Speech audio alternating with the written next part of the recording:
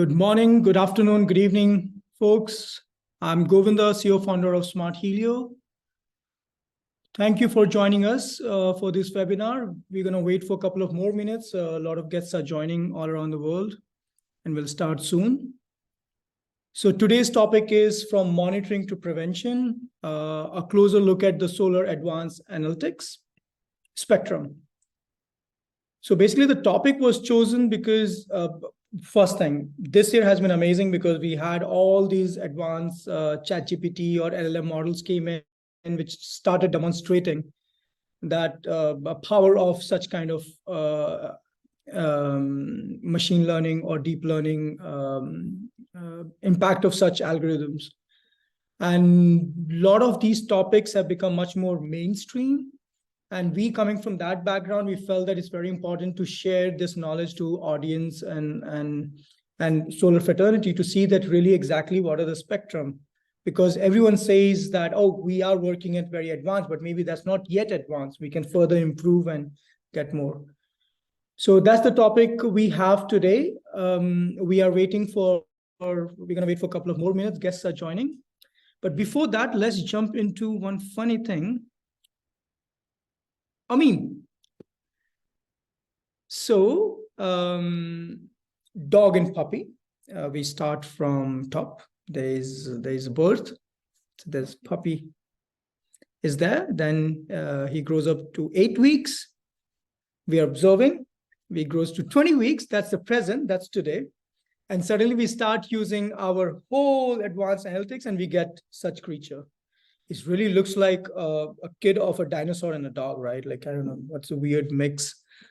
Although it's very cute. That dinosaur looks cute. Doesn't look that scary. So nevertheless, this is what we want to show, that we do have some trends, but sometimes if you don't deploy or try to understand better, we might get such kind of a dog dinosaur mix kind of thing. So that's quite funny here. So great, we have audience joining. So let's start. We will have only half an hour. So it will be again a crash course on introduction. And then we'll also talk about furthermore deep dive into analytics. So let me go next. So the house rules, easy peasy. Feel free to type your questions and concern on the Q&A tab. So you see on the Zoom down, you have it. Please keep typing it. So we'll be able to answer those queries. If anything goes wrong, good old method, just refresh your browser or rejoin it. And also, if you're interested in more about knowing more about predictive analytics, book a demo with our team. They'll be very happy to chat more and explain like what exactly we are doing at Smart Helio and how it can help you. So here's our speakers. So I'm Govinda, CEO founder of Smart Helio. I have a background in physics and climate change. 3 years back, we started Smart Helio with the simple mission that can we leverage data and improve solar performance. Again, I'm coming from a climate change background, so climate is very close to my heart. That excites me a lot, that we are working on something which can have a greater impact. I have my colleague Shankransh joining. Shankransh, over to you. Thanks, Govinda. Excited to be a part of this webinar. Hello, everyone. Myself, Shankransh Srivastav. I'm the VP of Marketing. I come from a solar asset management background of almost a decade. And now I'm helping clients to make their operation and maintenance the most efficient that it could be.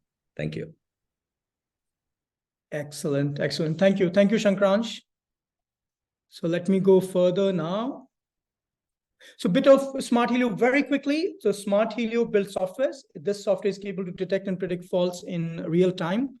So they detect before they can cause significant underperformance. So really, we collecting data from multiple sources. Now we have really large pool of clients also sharing data with us.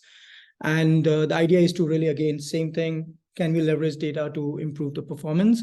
On the right-hand side, you see a couple of our clients, our partners, and our investors. So really super excited and very blessed that we have such a nice partners and clients who always encourage us to keep keep working on this data analysis and on data front. We have 3 offices. We have in Switzerland, US, and India.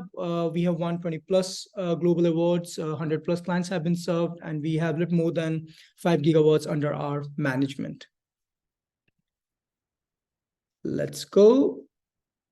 So here's the agenda looks like. We will start with how the advanced analytics looks like, where the shift coming from. We'll take in real life example from aviation industry that how these kind of analytics had helped. We'll get into predictive analytics, that where it fits in the spectrum of whole analytics. We'll go for a real case study, and then we'll have a opportunity for question and answer. So as we know, like we all coming from solar or clean industry, that this has rapidly, it is growing quite rapidly. And this demands that we should move to digitalization automation much more faster. Basically, the idea is that we should be making data-driven decision-making. That's as simple as that. And why? Like one example is, look at this. For coal and gas and fossil fuels, we need really less people to maintain them. It is not a lot of people we needed because there's a huge automation goes into those kind of centralized system. But when we are working with decentralized system like solar, look at the amount of people we need. And it was okay to have such amount of people when we have smaller scale. But now we are rapidly growing. We want to scale up as fast as possible. It's just not possible with so many people. First thing, cost increases. So imagine if you need like even 10 people per megawatt, just give an example. You can't keep adding 10 people as you're growing on the megawatts or gigawatts. It just looks like employing whole city. Doesn't make sense. Second, we just don't have enough trained people. The reality is that if you see in the labor market, especially in the developed countries and even developing countries, we just don't have enough people. So we need to leverage technology. We need to leverage such advanced digital solution so that we can overcome this part of labor shortage, too much of manual intervention, and really get into the growth path. So let's see, like one of the good example has happened on the traditional industries like aviation. So one page out of aviation industry book, so Rolls-Royce, it's a beautiful name, beautiful company coming from UK, making engines and turbines. They had 2 problems. So they had delay in flights due to the last minute problem detection. So always at the last minute, they were having problems with the engine, which lead to, of course, inconvenience, but ultimately led to loss of revenues. And the second part was the jet engine efficiency was decreasing very quickly for many various reasons. The problem happened that engine replacement was happening much earlier than the end of life. So again, you're losing money on that case. So what these guys did, they start deploying analytics. So let me go a little detail on what kind of analytics they deployed. That's one is situational analytics. So what does it mean is collecting trip specific data. For example, you're middle of the trip, you are looking into turbulence, you're looking into weather and atmospheric conditions, you're looking into pilot behavior, like how fast he's moving, what exactly he's doing. These are called situational analytics. So that's one part. And other was symptomatic analytics. It means that they're looking for symptoms, anomalies, which can lead to underperformances, like micro cracks on the turbine blades, irregular combustion engine. These are the symptoms, actually. These are not creating yet a problem, but that can lead to another big issue. When you combine both of them, they develop models. And as a result of these models, they had increased jet engine lifespan by 48% through predictive analytics. And I think this is where we need to go. This is one example, and there are multiple situations, multiple industries have been benefited with such kind of advanced analytics. So before we jump in, let's have a poll time. We would like to ask you, what is your software capable of? So we know that we've all been using software right now. So the first is like monitoring. Are you just doing monitoring? Are you able to diagnose? Can you detect failure? Are you able to prescribe some action? Or we can also say that I'm not sure yet. Okay, let's give like 15 seconds more to people. I can see, wow, that's a lot. Let's have 5 seconds more. We'll have most of the people answering this. Excellent, excellent. And yeah, so here we have the result. I'm going to share it. And yeah, answer is, let's see that if you're able to share. Yes, you are able to see it now. And look at this, like we are right now on the initial part. We are able to monitor and we are able to diagnose. And there are a few people who also say that we have some capabilities on predictive and prescriptive. Thank you. Thanks a lot for the poll. Let's go next now on understanding those terms better. So at the starting, it's descriptive. Descriptive was there a problem? So it's really about data visualization and you work on the thresholds. Most of us might be on that part actually. And that was needed before because initially we really wanted to collect the data first.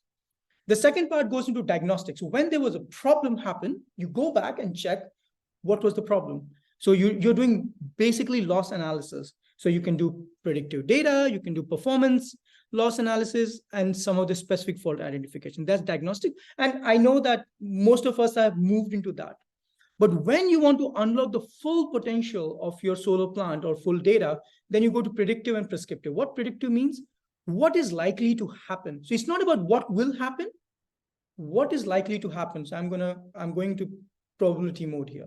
And then can I fix it? You know, how can I would have avoided it prescriptive. And if you see here on the down here, that's where advanced algorithms can help, like machine and deep learning. We are able to do fault predictions, and of course we are able to do action prescription. So what is important here for us to understand that whatever software you're using, where exactly it's falling. And that's important because then everyone has its own awesomeness, but on limitation also. If you're using diagnostics, you're not predicting anything. When the fault has happened, then only you know that fault has happened, and I want to go back, what was the reason, right? So let me just recap again with very simple example, predictive analytics and diagnostic analytics, PA and DA. If you see this graph, on the y-axis you have energy, you have x-axis you have time. Blue line here, dark blue, represent diagnostic analytics. So it means that there was energy coming in, there was energy from solar, and it started dipping, and it dipped quite a bit. And then diagnostics, what it will do is it will analyze, oh, there's a lot of losses, why we are getting it, and it will just go back in the past to look at. Whereas predictive analytics will come here. At the starting, small fluctuation will start happening. It has methods to know exactly that, okay, there is some problem. You fix it, and you start regaining those lost energy. So the advantage of predictive and diagnostic here is that in predictive, the zone here between the distance between predictive and diagnostic, this is where the advantage you get. These are the extra energy you're getting. So again, to summarize, are you anticipating? Are you forward-looking? Then you are able to be more proactive. If you're reacting, you go into more onto a diagnostic phase. Okay. Again, a poll time. To now, we're going to deep dive into what kind of faults you would like to fix ahead of time here. So please go ahead. Do you want disconnected string? Do you want inverter failure, trackers, ground fault, and module degradation? Guys, it is just few examples. I know that so many things we want to detect, but let's see like what are things we want to anticipate. We want to predict certain things. Yeah. Let's give us a couple of more time. I can see very fast things are moving. That's great. And it's very interesting to see that there are a couple of components which hurts us more than the other ones. And then we want to prioritize on those components. And sometimes some components are just difficult. We just can't predict anything. They are just binary sometimes. Yeah. So here is the result. Clearly, inverter failure is winner. No brainer. Come on, like I was also anticipating this one based on all the conversation we have with our clients and partners. But definitely, module degradation has also come up very well. And then, of course, there are other issues which are a bit less now. So with this, let's jump into one case study so we can go a little deeper on how we solve this problem. So I'll let Shankransh take over. Shankransh, over to you. Thank you, Govinda. And really excited to see the results that as you were anticipating, it also happens to be that that's the use case we'll be taking up today. So we'll be looking into a use case from a 50 megawatt plant in Portugal, where we were able to predict inverter failure. Now, in this particular case, the inverter failure's root cause was frequent occurrence of ground fault. Now, ground fault can lead to multiple failures within a plant, from string disconnect to completely damaging the inverters to, in some worst cases, leading to fire within the system, right? But then this use case has been very complex. There have been multiple complexities. First one was to detect ground fault itself, because many a times when the ground fault current is very low, inverters don't detect it. Then the complexity is that once we know that there is ground fault, how do we classify that it is going to lead to an inverter damage, not anything else?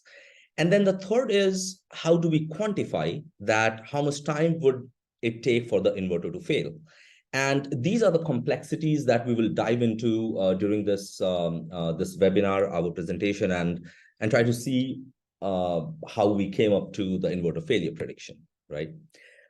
So to explain this use case, this would be the primary curve plot that we'll be looking at. To begin with, I'll start with what Govinda was mentioning about the Rolls-Royce example, how they used situational analytics, symptomatic analytics to predict and hence take some preventive measures. We follow the same philosophy. In this particular case, if you see, the situation was that whenever there was rain and the humidity was high, there was a ground fault within the system, right? So at this point in time, our models are registering that whenever this situation arises, that there is a rainfall and there is high humidity, the symptom that exists is there's a ground fault that occurs. Parallelly, our models are recording what is the site-specific threshold of these situations of rainfall and humidity above which the ground fault exists, right? So before going further here, I had mentioned certain complexities and I wanted to explain those. So there are blind spots when it comes to ground faults, especially when the current is, when ground fault happens, if it is less than 1 ampere, it goes undetected, right? So what we did was we deployed pattern recognition, where we try to see the pattern where the current is very low, between 0 to 1 amperes, and the voltage of that inverter approaches VOC. As soon as we see this pattern within an inverter, string, MPPT, at whatever level that we are gathering data, our system is able to prompt that there is a ground fault. Now, why detecting before the inverter detects it is important, right? It's important because let's say the first ground fault, the current was less than 1 ampere and it goes undetected. And at the same time, a second ground fault occurs, which the inverter is able to detect. Now, in this case, the first ground fault, the undetected ground fault, becomes a parallel path for massive ground fault current. And this is exactly what happened in the infamous 2009 solar PV fire in California, right? There were 2 parallel paths and there was more than 300 amperes of current that went through that parallel path and it created a fire, right?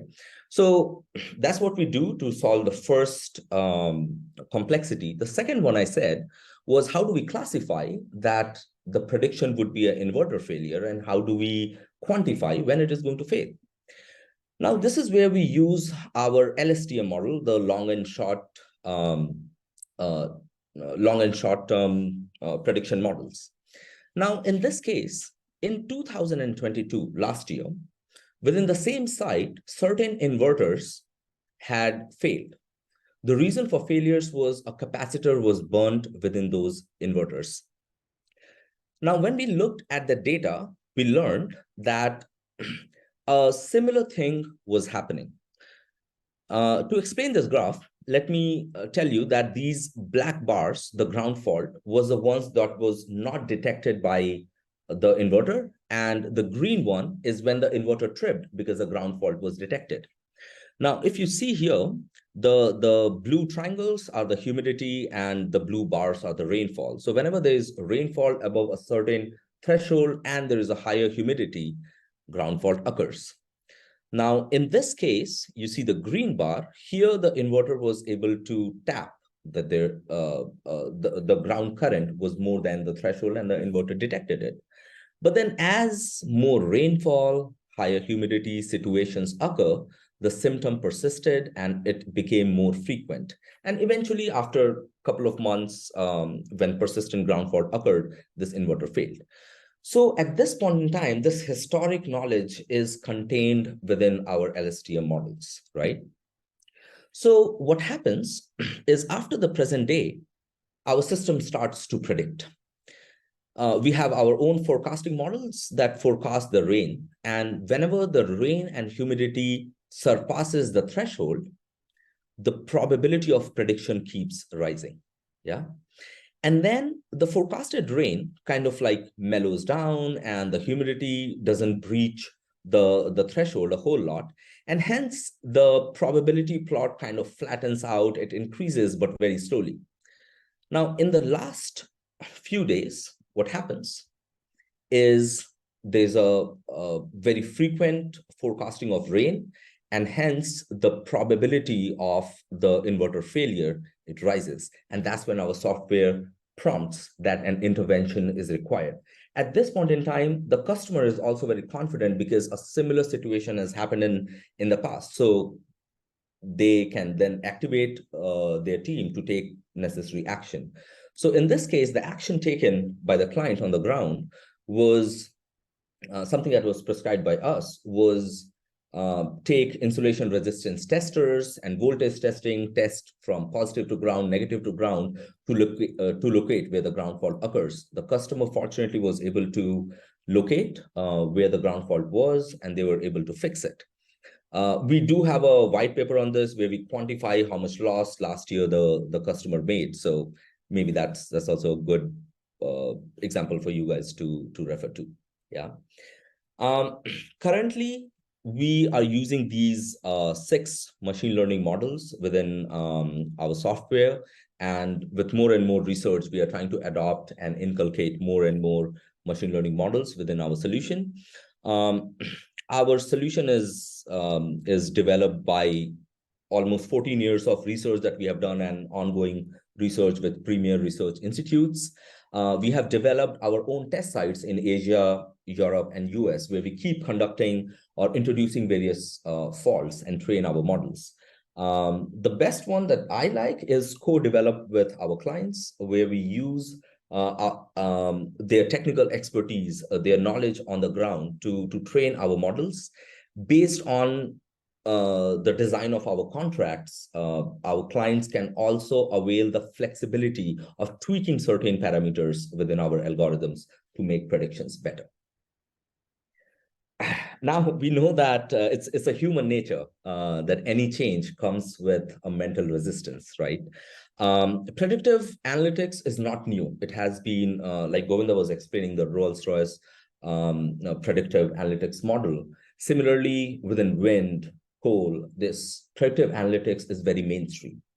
Within the solar industry, over the course of past 5 to 6 years, a lot of countries, a lot of leading research institutes, a lot of scientists, a lot of big companies like DNV, they have poured millions and billions of dollars and resources into developing predictive analytics models and shouting that this is the time. So I believe that it's high time for us, for solar industry, to adopt predictive analytics at a mass scale, especially for companies who are either have a large portfolio or they have a trajectory to build a bigger portfolio, right?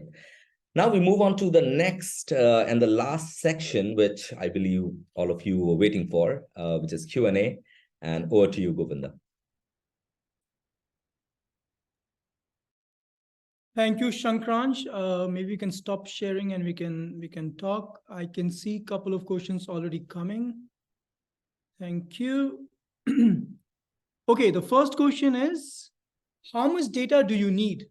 So let me answer this one. So generally, when we start working, we already have a model which has been kind of trained on multiple different kind of inverters and different kind of technology across the globe. So we have quite a good understanding. So we start with like 1 or 2 months of data to start, get our engine fired. And then as the engine keep running on your system, on our client's data, it just gets better and better as we move forward. Okay, the next question is how far in advance you can predict faults and how accurate are they? So it looks like 2 questions, but maybe we can take it. Shankrans, do you want to take this one? Yeah, I can I think take the first part, that how far in advance. It completely depends on the fault. Some faults have really high frequency and they can occur relatively quickly. So from a few weeks to up to 6 months, the advanced predictions could be done. For faults like tracker issues, which takes a lot of time, we can predict well in advance those failures. When it comes to accuracy, we get that question very often, and I can tell you that the accuracy has a big spectrum from 50% to up to 95%. The accuracy depends on the signals that we are receiving. If we are receiving string level signals, we can with more accuracy we can predict. If you're getting inverter level data, it depends. Also, what depends is there could be multiple faults with similar signatures. For example, hotspot and disconnected string, they have similar impact on current. That can impact the accuracy. There are 2 factors that leads to higher accuracy over time. One is how much time our software has spent with your plant, and the second one is an innovative thing that we have done within our software is to introduce feedback mechanism where you as a user can put your own comments, feedback, and make our predictions better. Yeah, thanks. Thank you, Shankransh. The other question is, it's a statement. So I'm already overwhelmed with faults at present. So I think user is talking about a lot of inverter faults and all, which we keep hearing that I already have a lot of faults. So why should I worry about faults in the future? Let me take it because this is such a, it's such an important question and it's just practical, right? Like we already so many faults we have. So what we need to understand here that when you deploy such advanced algorithm or predictive analytics, it works on anomaly and this anomaly get manifest into multiple faults. So like already when Shankrans was talking about a fault on ground fault, it can lead to string disconnect, some kind of inverter tripping, inverter this and other and burning, right? So if you do predictive, I don't think so inverters will be alerting too many faults also. So that's the way to think. It's not about that predictive will give me more fault. It will actually reduce it, and it can reduce up to 80% of your fault occurring if you deploy predictive analytics better. Now there's another one is coming. What kind of ROI have your clients seen? I can take it. So on an overall portfolio in the last, so actually we deployed our system in the last 2 years. We have been active for the last, well, in the COVID time, we could not deploy so many. We have seen on an average 6 times the ROI for our clients. So when you deploy such system, you are able to get 6 times with this, which is really great value proposition. Great. Another question we have, last question, but very interesting one. Can you predict specific inverter issues like rapid IGBT degradation and permanent failure in the future? Shankrans, I think we had this case before, so I know you were leading that case also. So yeah, actually, this happens to be the first case ever that we predicted when we started predicting. So in the case of IGBT failure, yes, we can predict. I can tell you from our experience in that one case, there were 2 important parameters, if I remember correctly. One was the increasing cabinet temperature of the inverter. Second one, which was very interesting, was the efficiency of the inverter. The conversion from DC to AC had a rapid fall. And this is a signature when your IGBT has issues. Its heat sucking propensity, it reduces, so cabinet temperature increases and of course, with higher temperature, the efficiency of the inverter reduces. Yeah.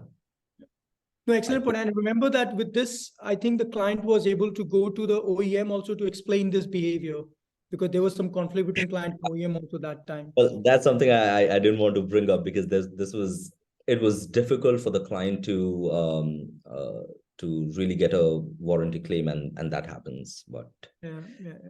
Great.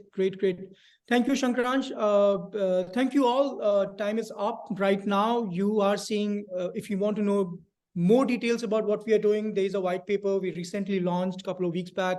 Link is there on the chat. Please go and download. Book a meeting to talk to our experts to know more about this work, what we are doing.